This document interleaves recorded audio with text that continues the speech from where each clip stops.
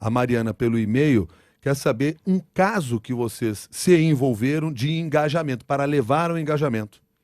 Olha, eu acho que a gente pode contar um caso que ocorreu ano passado, ah, que uma instituição que promove o empreendedorismo no Brasil, o Instituto Endeavor, no Brasil e no mundo, a maior instituição de promoção do empreendedorismo no mundo, nos procurou para mobilizar a sociedade e os principais candidatos à presidência na melhoria da legislação do Simples. O Simples acaba, segundo um estudo da própria Endeavor com o IBGE, acaba penalizando aquele microempreendedor que está crescendo muito. 70% dos microempreendedores morrem ao sair do Simples. As empresas acabam aí.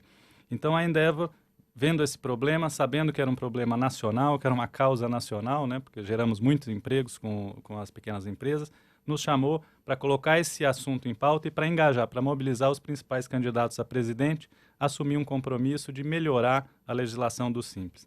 E assim foi feito com estratégias de levantar o tema na opinião pública, com grandes debatedores, etc., mapear o entorno dos candidatos, quem estava discutindo esse tema e até levar para eles o pleito de melhoria do Simples, o que de fato foi assumido pelos principais candidatos. Outra causa que vocês já trabalharam e que considero significativa aqui, até para ilustrar bem essa ação que vocês estão desenvolvendo. Rodolfo. No ano passado também nós fomos procurados por uma das maiores empresas brasileiras do setor farmacêutico, que é a Libs, para ajudá-la a identificar a causa que ela deveria abraçar na comunidade do Embu das Artes, que é onde ela possui a sua unidade produtiva há mais de 30 anos. A Libs havia recebido um financiamento do BNDES, do Banco Nacional de Desenvolvimento Social, e o banco exige uma contrapartida social, ou seja, a empresa deve investir uma parte desses recursos na sociedade, na comunidade de entorno. E a causa foi procurada para ajudar a Libs a identificar essa causa.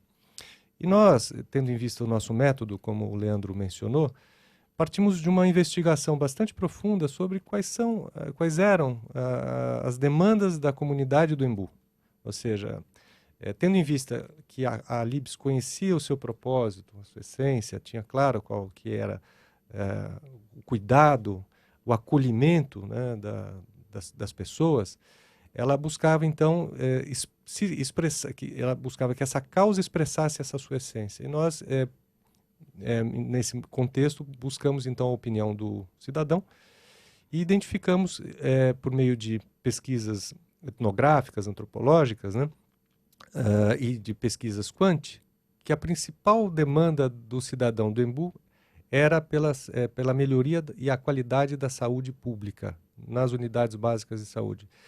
E aí nós buscamos aprofundar a pesquisa, identificamos que era, no caso, o primeiro atendimento, a forma como o cidadão ele era recebido e a triagem era realizada. Então nós criamos um projeto, unindo essa revisão do primeiro atendimento com uma política pública do Ministério da Saúde, que é o iSUS, que é a informatização do SUS, em que todo cidadão terá um prontuário eletrônico e não necessitará mais, a cada momento que ele for buscar o atendimento médico, o atendimento no posto de saúde ou o atendimento do especialista ou do generalista, começar a contar a sua história toda de novo.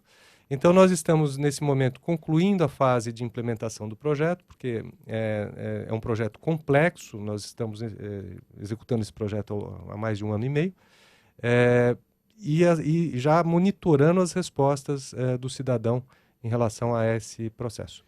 Eu percebo quando você fala aqui da ação que é desenvolvida, que muitas das ferramentas que vocês utilizam para o lançamento desta causa, ela se assemelha muito ao lançamento de um produto, de um serviço.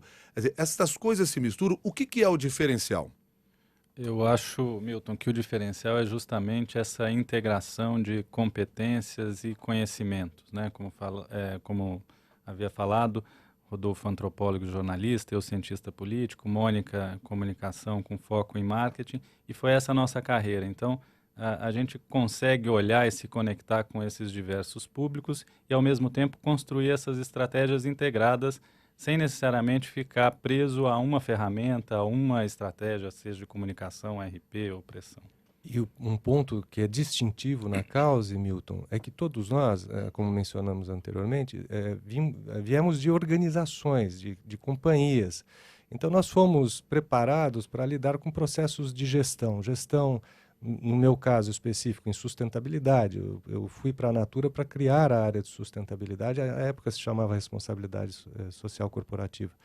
Então, identificar processos, melhorar processos, né, é o que faz com que esse projeto, o Nembu, tenha sucesso, porque nós tivemos que fazer uma ampla revisão de processos do primeiro atendimento. E aí você mergulhar na cadeia de processos. Da mesma forma, nós tivemos que fazer o gerenciamento da implantação de um projeto. E isso nós aprendemos a fazer em grandes empresas. Leandro, o terceiro setor no Brasil ainda atua de maneira muito amadora? Cada vez menos, Milton.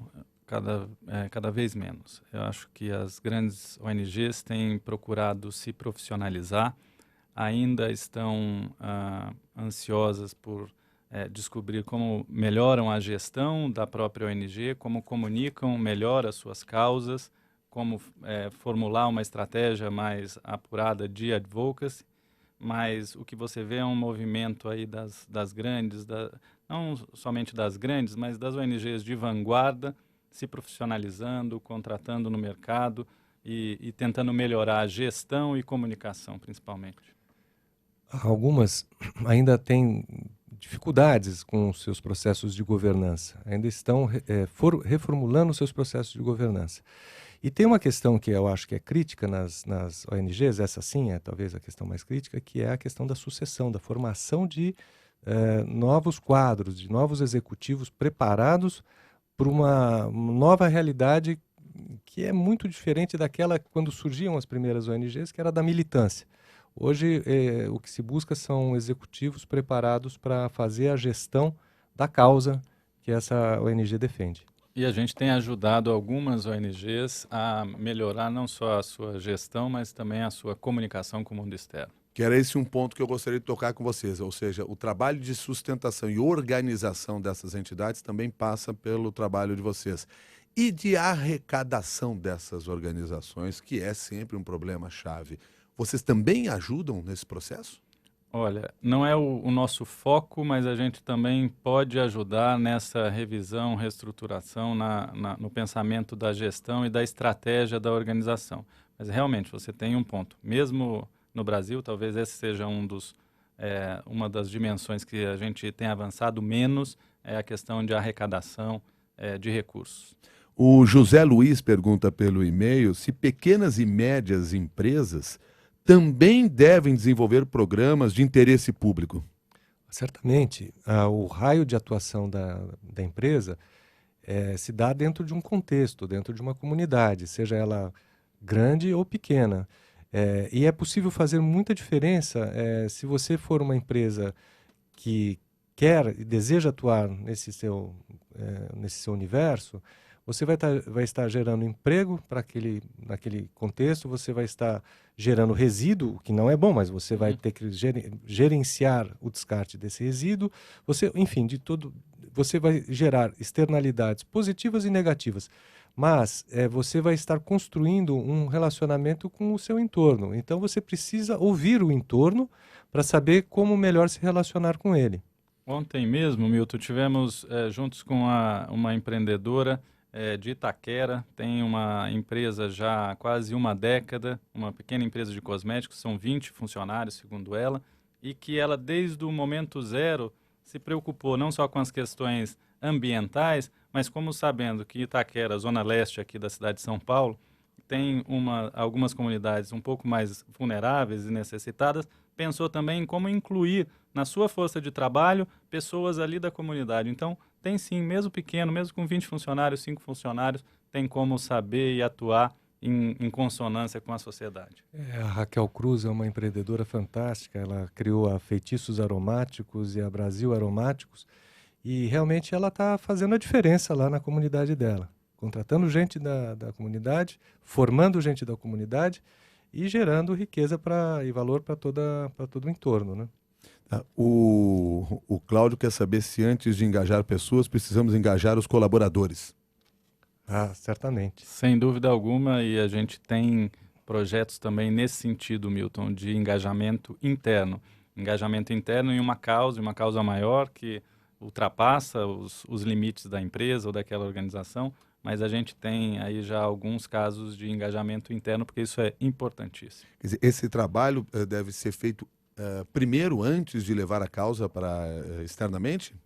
Antes ou simultaneamente.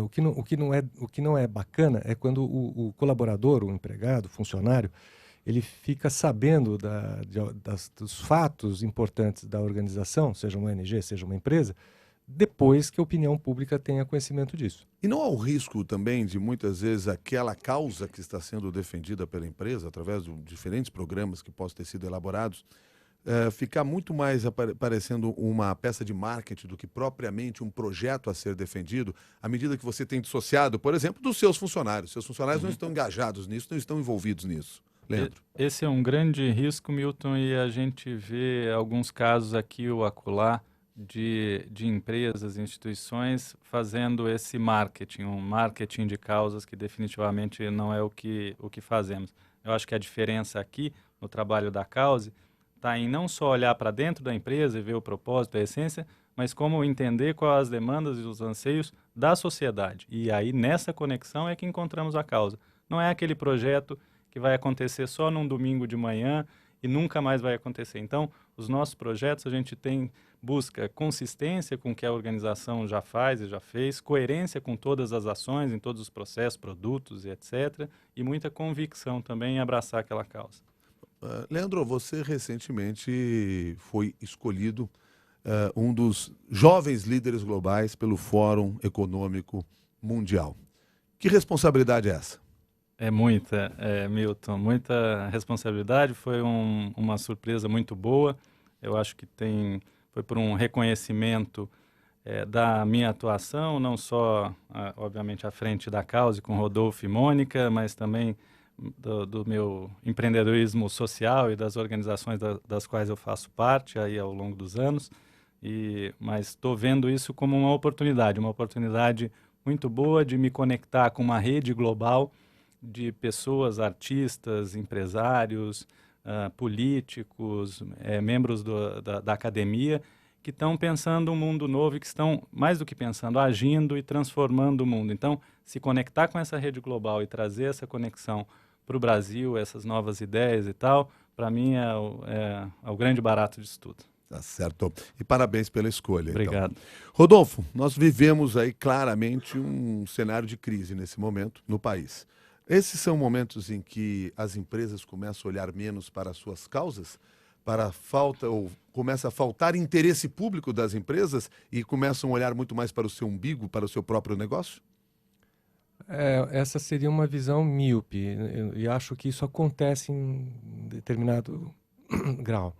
Mas, por outro lado, as empresas, nesses momentos em que as instituições começam a trepidar um pouquinho, elas têm que se voltar ainda mais para a sua essência. Elas têm que renovar as suas convicções e o seu propósito, a sua razão de ser numa sociedade que está passando por dificuldades. E eu acho que a Cause pode ajudá-las nesse sentido a se reidentificarem, a se reconectarem com essa essência, com esse propósito.